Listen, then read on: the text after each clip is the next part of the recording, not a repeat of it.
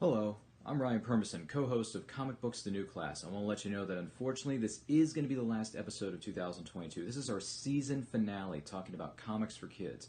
But fear not, we have plans for new episodes in 2023, including minisodes with new topics, special guests, and a few surprises. So make sure you like and subscribe to our channel for more great content, and we hope that you enjoyed this episode of Comic Books The New Class, hosted by myself and special guest co-host Kelly Guentner of Phoenix Sisters Cosplay.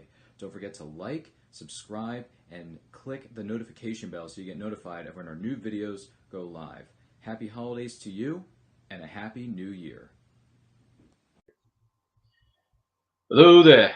Welcome to Comic Books The New Class, where all you have to do is take a look. It's in a comic book, and we're here to introduce new readers and veteran readers to all sorts of comics. On this particular episode, we are going to be discussing something known as comics for kids. Why? Because kids are the future. But before we dive into that and introduce you to our special guest co-host, and we also have a special guest join us on this specific episode of Comic Books The New Class, we have this for you. Take a look. I hate those comic books. They never get the eyes right. Iron Man, that's kind of catchy. It's got a nice ring to it. Spider-Man? Superman. Superman. Oh, such a wonderful intro. I love it a lot. Once again, hello there. Welcome to Comic Books The New Class here on this particular program. I am your host, Ryan of Neuroculture, but my special guest co-host for this particular episode, Crayley, had to step away for this week. But we do have the incredible other half of Phoenix Sisters Cosplay, if I'm saying that correctly. And She is the one and only best-selling author. She is breaking all the webs of the internet. She is breaking the bestseller list. Please welcome Kelly Guentner. Kelly, how are you? I'm doing good. How are you doing, Ryan? I'm doing quite well. Thank you so much for subbing in for our wonderful co-host known as Crayley. Crayley, we wish you well and hope everything's going good for you in your neck of the woods. With that being said, Kelly, thank you so much for joining in. And we also have a very special guest joining us to discuss a little bit more about comics for kids. Please welcome the incredible, the Jedi Master, if you will. And she's also a massive Star Wars fan, so that makes her and I like best friends here on the friendship scale. Please welcome Cindy Koepp. Cindy, welcome. How are you? Well, hello there. How y'all doing? Doing well, doing well. And yes, I understood that reference too, by the way. Thank you, Cindy. So it's good to it's good to see you. Thank you so much for being here and being a part of this particular episode of Comic Books: The New Class. So, real quick, tell us just a little bit about yourself, and then also when it comes to comics for kids, what is something that you would recommend younglings, if you will, young Padawan learners to check out? Cindy, tell us a little about yourself. All right. I am a science fiction, fantasy, and gamelit author. I've written 8 novels and short stories and about 12.5 anthologies. One of my novels, the latest one, is being converted into a comic book mini-series called Animal Eye. Yes. That is fan-flippity-fliptastic, and it looks more phenomenal, if I do say so myself. Sorry, that's a 90s terminology, but I can use it because I'm a 90s Sorry, kid, not so I sorry. have rights. It's okay. I have rights to use it. And that cover art is gorgeous. Yeah, the artist is Raul Cruz. He is a Filipino gentleman, and he's helped out by Denver Martirez, who does the colors for him. And we have the first 3 issues are finished. 1 is in print. 2 is only available in digital. We had a technical problem with the printer. And once we get the issue 2 sorted out, then 3 is ready to go to the printer. And I have 4 scripted, and then 5 through 7 are planned, and that should complete the series. So what's the basic plot of the series? All right, so it follows the plot of the novel Animal Eye. There is a game that has been produced that's in playtesting, and so the 2 main characters are playtesters, but instead of playing the humans who are in the game, they play the animal companions of the humans. And so one of them is playing a feisty crow named Ava, and the other one is playing a gigantic shaggy dog. Ooh. Wasn't that a indie film that came out many years ago called The Shaggy Dog, and then they remade it with Tim Allen? If I remember, if I'm Yeah, remembering, that sounds familiar, but this dog's not a DA. No, of course not. I wasn't saying that the particular character in your story is Cindy. I wasn't going that route. But to give for those of you maybe watching and listening or maybe even wondering, here's a bit of a more closer up image of Animal Line number 1. Goodness gracious, does that look gorgeous or what? Just pops, like, very much draws you in, makes you want to read it. Yeah, the front cover art featured Ava and her human, Aussie.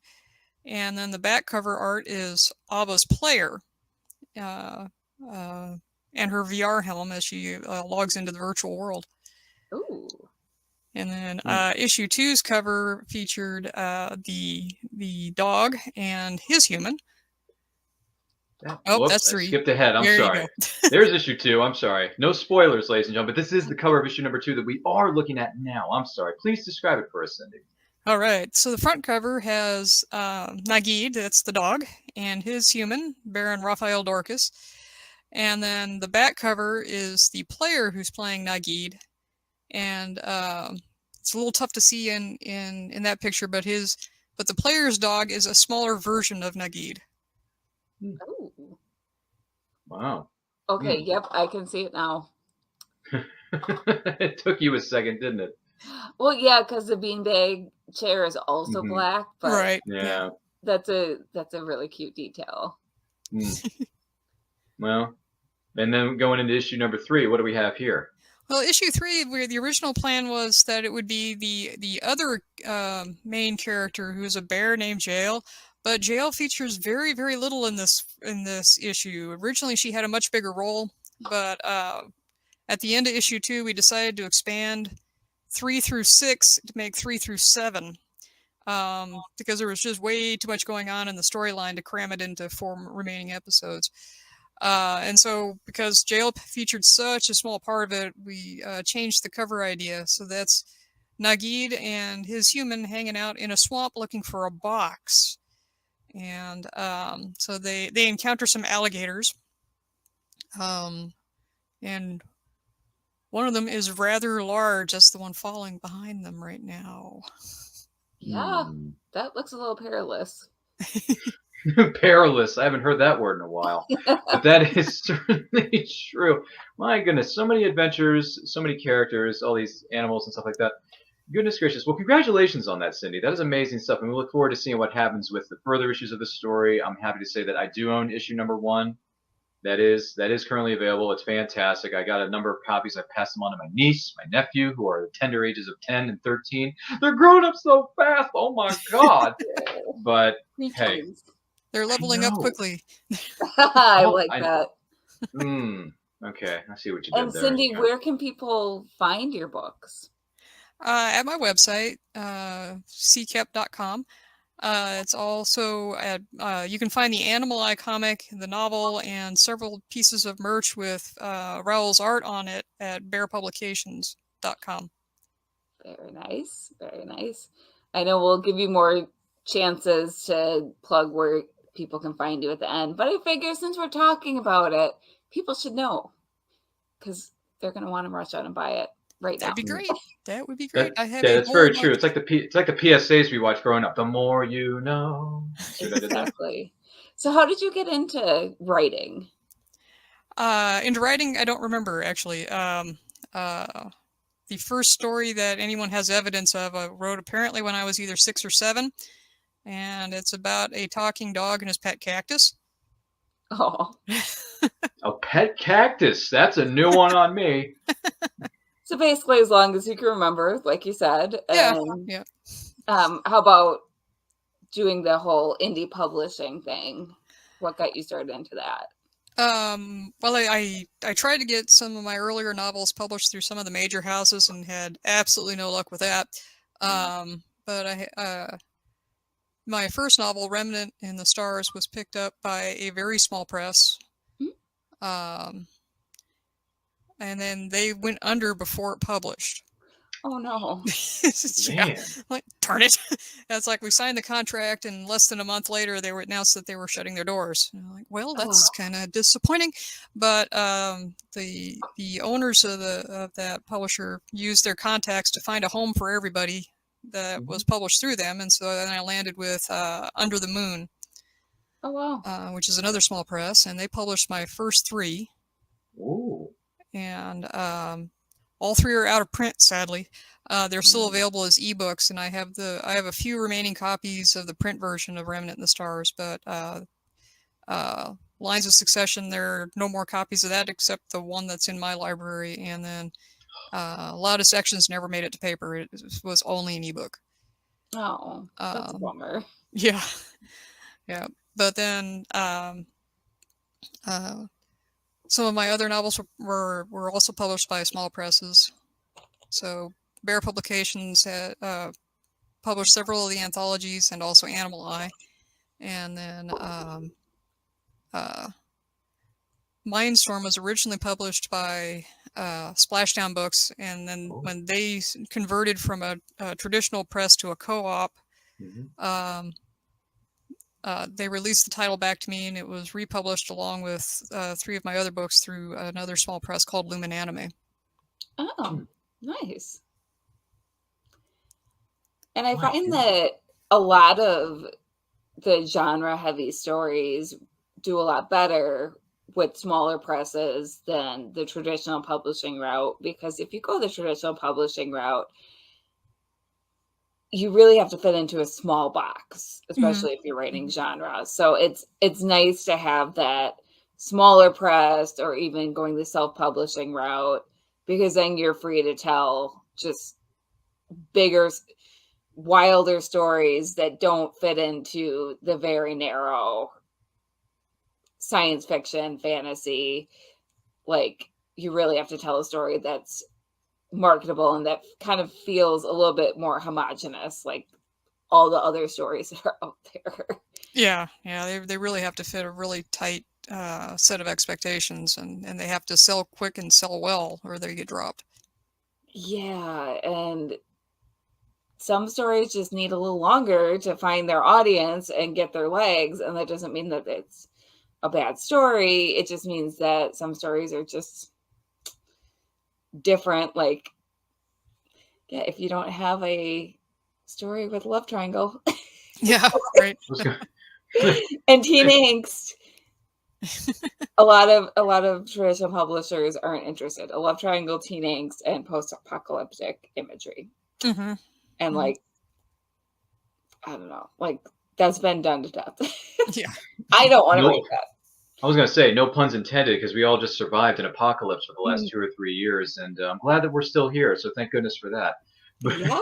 It's like, I don't think I want to read a post-apocalyptic story, you know? I know. I'm so, like, more power to people who are writing them, more power. Oh, yeah, they're great to people who writers. enjoy it.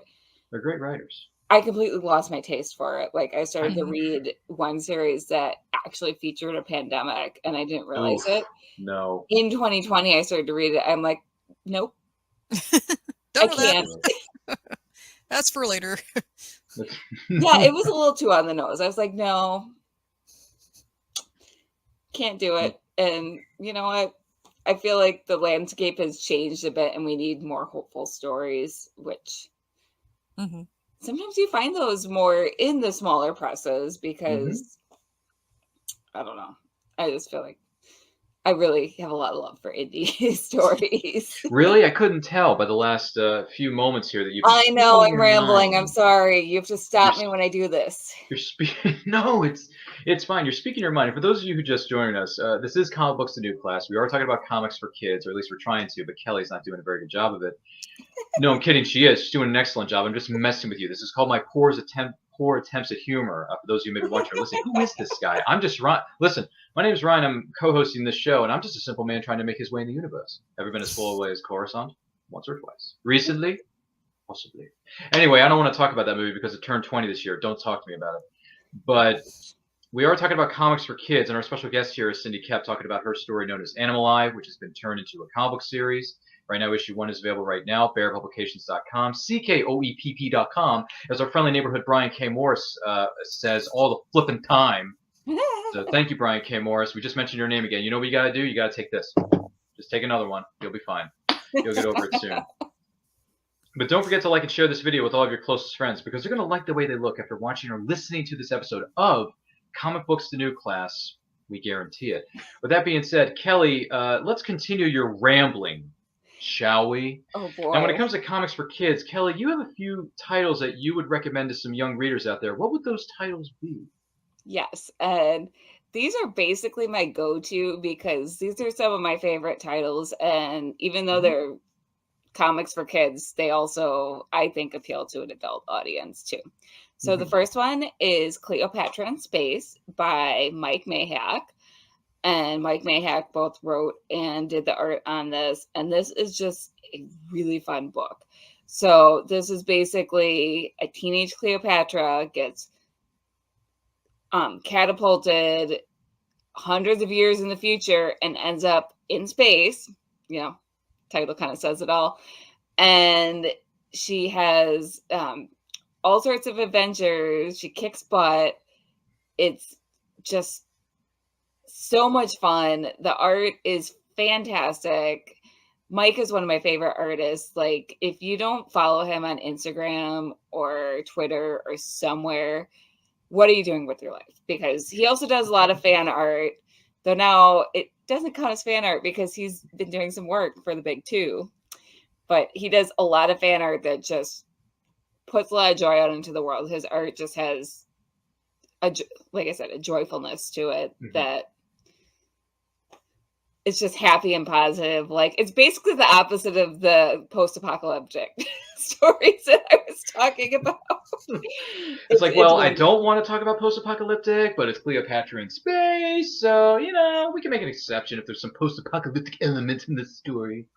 Yeah, there's no apocalypses. It's literally just Cleopatra rocking around space and having adventures, and like there are some secret plots and some danger, but yeah, she's like going to school in space, and it's so much fun. There's also an animated series that's, I believe it, last I checked, it was on Hulu. That's loosely based on the books. That's also fun. So cannot recommend that enough. And the next one is The Legend of Shinobi Ninja Princess. And this one is just so much fun. It's by my friends Marthius and Janet Wade. They co-wrote and both collaborated together on the art.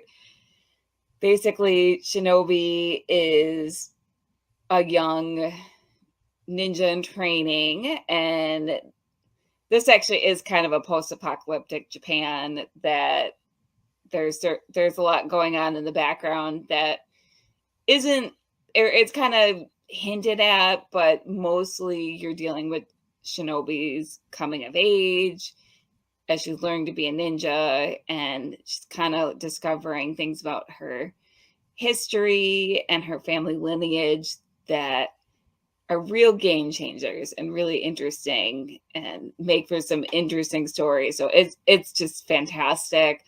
And one thing I really have to say about the art is both Janet and Marthius have martial arts training, so that comes across in the fight scenes. It's, to some it might be a small detail, but it's a really neat detail because you can tell the fight scenes are really well staged by people who actually understand martial arts. So I cannot recommend. Both of those are really age appropriate for middle grade and even like older upper elementary school. So but they also have an all ages appeal. So they're great. They're both great. So. Well, that is certainly fascinating. Have you thought about dressing up as any of those characters from those stories for future projects between you and your sister? Also known as Space Sisters Cosplay, for those of us keeping up with the references here.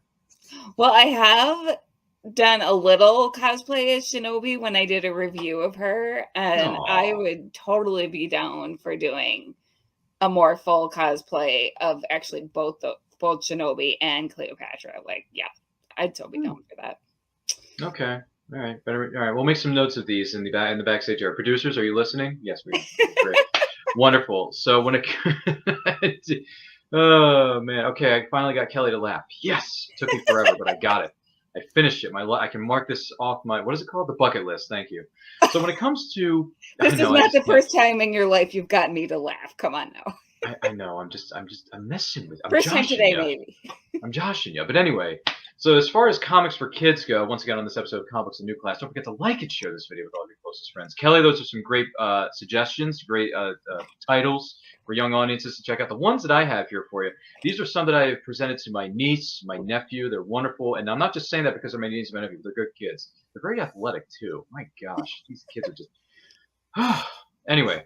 So the first time I want to bring up here, this is called DC Superhero Girls. Now this focuses on female characters such as Wonder Woman. You got Batgirl, I believe Supergirl is tossed into the mix. You also have some of the other, Harley Quinn, I think, is in the background there. Maybe Poison Ivy. Really? Harley Quinn and Poison Ivy could be good people? Maybe. I'm not sure. From the animated series that I watched, as a kid, they were some nasty people. But in this iteration, this is an original graphic novel for younger audiences, so they have to be goody two-shoe, nicey. So it's called DC Superhero Girls. It's about all these different characters coming together to face an even bigger threat than just the enemies that they have focused on in the past, right? So this is good stuff. This is good for young girls, maybe middle school, I would say, elementary, middle school, maybe. I would say. So definitely check it out. It's good stuff. My niece has enjoyed this quite a bit ever since I presented it to her a few years ago. This one is one of the first ones, I believe. It's called Summer Olympus. So yeah, this was one of the first ones that I gave to her. And she really liked it. I gave her another one. She's like, oh man, I like this series. It's a lot of fun. It's like, okay, I'm doing something right. I get the Uncle of the Year award. This is great. Yeah, yes, Kelly, yes. Anyway, you sound like the evil emperor there for a second. Is Palpatine in the room? Palpatine, get the heck out of here. Anyway, what does Palpatine always say at the end of each sentence? He says, do it. Anyway, speaking of Star Wars, nothing but Star Wars. Anyway, that goes back to the 70s. So here's another one I want to present to you for younger audiences. Comics for kids. It's called Star Wars: The High Republic. Test of Courage by Justina Ireland. This the High Republic is a new series that Star Wars has been doing in all its different forms. They have books, they have hardcovers, they have paperbacks. They have comic books for adults. They have comic books for younger audiences. This is the one that focuses on younger audiences, specifically for kids. Hello. So I presented this to my niece and my nephew that they can read it together because it's good for boys and girls. Doesn't matter who you are, where you came from, what youngling stage you're at in your Jedi training. So I gave this to them. They've enjoyed it. They look forward to reading more installments within this series. So it's called Star Wars: The High Republic. But make sure you're looking at it for the kids section of your local comic shop, which, by the way, make sure you visit your local comic shop. Pay them a visit. Buy some stuff for yourself. You know, in the words of Parks and Rec, treat yourself. But also treat the younglings, okay? Because the younglings here, the young Padawans, they are the future. And this is a good story series, Star Wars: The High Republic. I mean, it's Star Wars. Come on. You know, sure, they've had some bumps in the road, prequel trilogy, and they've had some other bumps in the road too. But you know what? The Star Wars: The High Republic has been getting really good reviews. Really good reviews. So I'm very much looking forward to seeing what happens within this series for the adults as well as the kids. Those are the two suggestions that I have. So DC Superhero Girls, and then there's Star Wars: The High Republic for audiences of all ages, boys, girls, all that stuff. You know, sisters, brothers, nieces, nephews, cousins, whatever. There's so many other family members that I can name, but we don't have that kind of time. We don't. We just don't. But those, gosh, those are some of the suggestions that came across my desk for comics for kids. So, and by the way, for those of you who are watching or listening to this, if there is something that we have missed and you would like to share with us, let us know in the chat. Let us know in the comments. Let us know. I want to hear from you. What is a comic book or comic book series that you would recommend to younger audiences? Is it something from the big two, DC and Marvel? Is it something from the indie circuit? You know, because there are millions upon millions of indie comics out there for younglings. Am I right, folks? I think I am. So let us know. I want to hear from you. I really want to hear from you on this. Now, really good stuff. Kelly, thank you for sharing those suggestions or recommendations with us. I hope you enjoyed the ones that I shared with you all. Cindy, Animal Eye is going to go very, very far. And just to give you a heads up, after reading issue number 1, I thought to myself, this says a bit of a combination of granted, I know this Ready Player One, That a little bit came to my mind because that movie came out a few years ago. Sorry, Spielberg. He's been a big fish for over 50 years. It happens. I know. But I also got Animorphs vibes from it. Yeah. For those of us who grew up in the 90s, there was a speaking of scholastic book fairs, ladies and gentlemen, there was a scholastic book series called Animorphs where teenagers who went to a high school, an alien ship drops down. Quick synopsis. And like I said, I am trying to keep the focus here primarily on comics for kids, even though these are books. But hey, books are still books, okay? So come in some slack, Jack. So in Animorphs, an alien crash lands on Earth in this small town, and these kids who are teenagers, 5 of them, discover this alien, and he gives them a cube. And when they touch the cube, they are given the power, not the power of Eternia, that's He-Man, but they are given the power to transform themselves into different animals. For example, Jake, the leader of the group, he can transform himself into a dog. Who's another character? Is it Isaiah? I can't remember. One of the other characters, he can transform himself into a crow or an owl. You know, one of the girls can transform herself into a cheetah. I think that's fascinating. Don't you? Yeah, I mean, if you could transform yourself into an wild. animal, that's wild. I can't make a woof sound because I don't have the soundboard. But Kelly, if you were to transform yourself into an animal, whether it's an animal eye or an Animorphs or whatever, what animal would you transform into? Definitely some type of bird because I'd love to fly. Mm-hmm. What about you, Cindy?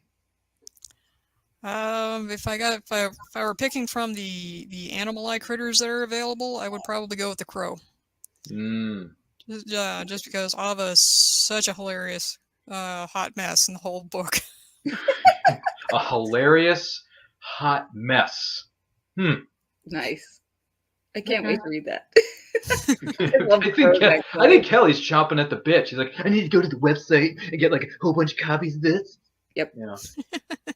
Okay. Crows So are awesome. They are underrated. Okay. Yeah. No, it's fine. Cindy agrees.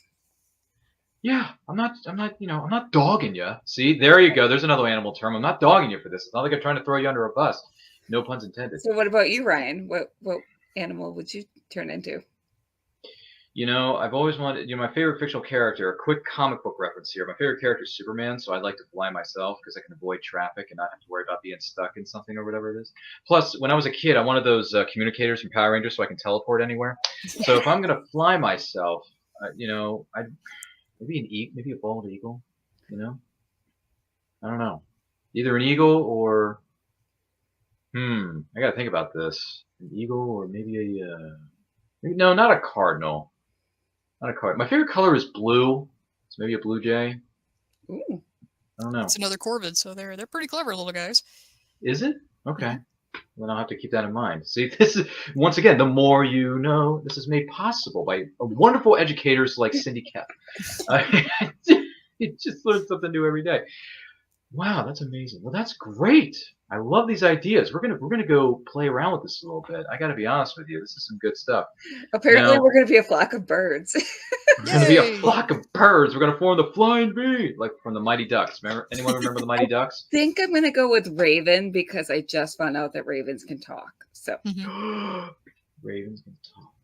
Well, I do live in a place where our main football team is called the Baltimore Ravens, so Ravens are kind of a thing here in the land of Mary, also known as Maryland, for those of you keeping up with the 50 states. Well, did you know that ravens could talk? Because I did No, I not didn't. know until like a month ago.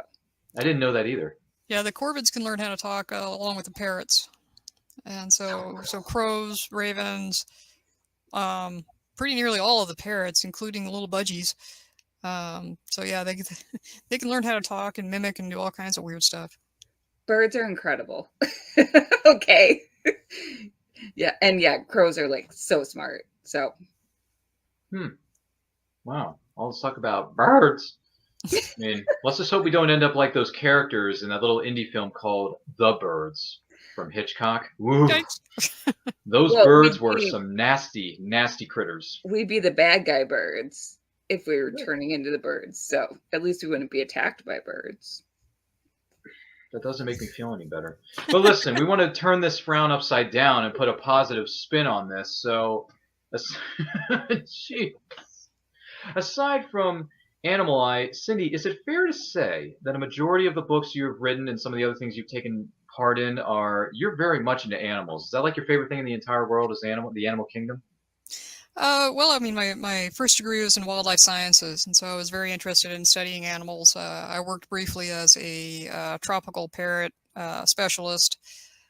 I had parrots for years, a flock of little mini cockatiels, and then I also had a couple of pioneers and an African gray.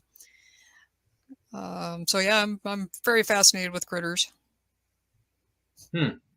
My goodness. Well, the good news is they're not a bunch of Minox trying to chew off the power cables on my Millennium Falcon. Yeah, that's what I That's thought. good because you Minox. don't need those. No, of course not. You know. So the last thing I want to do is run through the kitchen. If I see a monarch and I say, "There's something out there," where? Outside in the cave. Anyway, I don't like caves either. That's too creepy for me. But listen, ladies and gentlemen, I do want to take this opportunity to say thank you to each and every one of you for being here because this has been a lot of fun. Comics for kids is an incredible topic, and we hope that we've given you who are watching or listening to this some ideas, maybe some recommendations for you to check out. Take your younglings with you. Sorry for the Star Wars references, but I can't help it. I'm a Star Warsian. So is Cindy, which is why she and I are BFFs. I mean, Kelly, you're a Star Warsian to a degree as well. So very much so. Yeah, not just to a degree. 100%. I mean, you and your good friends run, and we'll get into this a little bit later, but you and your friends run a show called the Cafe of Cosplay, also known as Cosplay Cafe, and your co-host dressed up as Jyn Erso last week. So, heck yeah, we like Star Wars around here because it is better than Bantha fodder.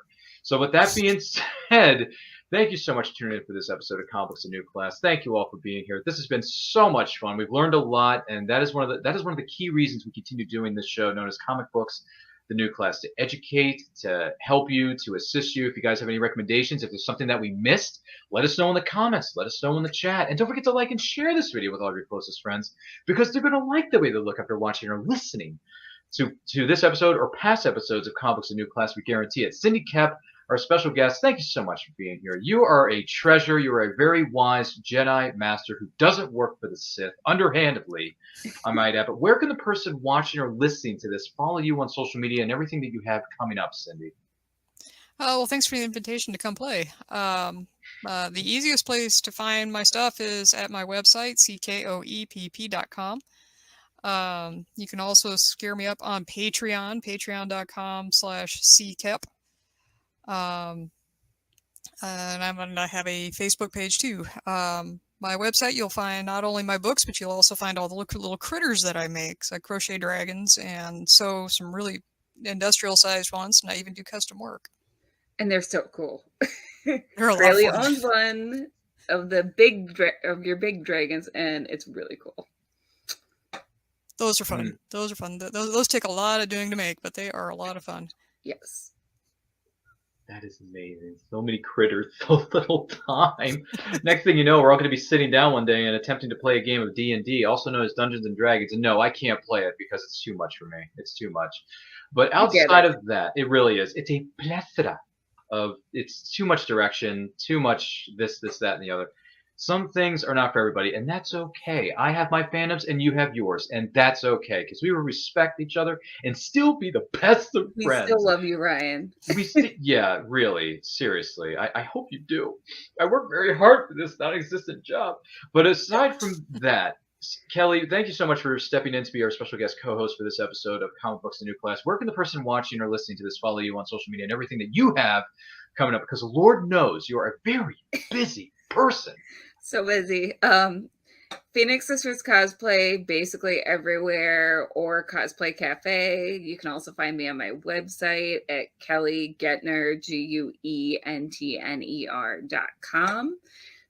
My website's a great place to find my books, my cosplay, my podcasts, basically everything I'm up to. And also find links to all my aforementioned socials. There you go. So much to do, so little time. Also, quick shout out to our good friend and co-host of Comic Books The New Class, Crayley. She's got some great stuff coming up. Look at this. If you're into Pokemon, bin Pikachu, I gotta catch them all. No, I don't want to catch them all because I don't understand the fandom known as Pokemon, but she does. So she has something in a new web store. Go to Crayley the Nest. That's CRAYLEVANEST.com/homepage. She has a brand new web store that features Pokeballs by Krayley. That's right. You want your own special little diorama or something special focusing on the fandom known as Pikachu, Pokemon. She's got something for everybody. It's insanity times 1,000. So I know, Kelly, I'm going a little overboard here, but I apologize. No, it's true though. It's true. Okay, so I am doing something right. So check it out. It's a great website. A lot of special things are going on. And also, if you want some merchandise featuring Comic Books The New Class, check us out. We got shirts. We got stickers. We got coffee mugs, because, a lot of people drink coffee or tea around this crazy mixed world that we're living in. And if you want to get Krayley and I's face and put something on it as a coaster, we have coasters for that as well. Look at that, Cindy. Isn't that wonderful? You can put your mug right on our mugs. See what I did there? Right there. Very festive. Mm-hmm. See, it is the holiday season, so go big or go home. So definitely check those out. Links to where you can find all that stuff is located within the description below. It's also located on our YouTube page on the About section of our YouTube channel at Comic Books The New Class. Make sure you check it out. And by the way, like, comment, share, subscribe, smash that notification bell like the Incredible Hulk so you get notified of when our new videos go up. This has been so much fun. All you got to do is take a look. It's in a book. It's that simple. That's all you got to do. I understood that too.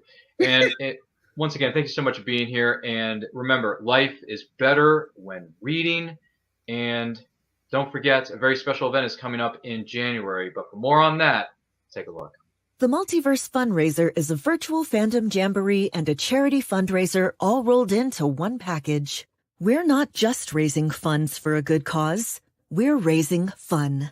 Our 2023 event will be supporting the John Ritter Foundation for Aortic Health, which exists to spread awareness of aortic health and prevent unnecessary suffering through genetic research, widespread education, and radical advocacy.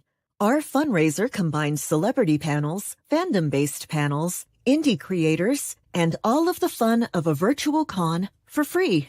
There's a little something for everyone while we support a cause close to our heart. Join us on January 20th through 22nd, along with celebrity guests Amy Yazbek, Jason Bear, Chris Gaucher, Victor Garber, William Catt, Cress Williams, Beth Broderick, Armin Shimmerman, Guy Gilchrist, Carrie Schaefer, Brian Hull, Amy Carrero, Jennifer Cody, and Joyce DeWitt.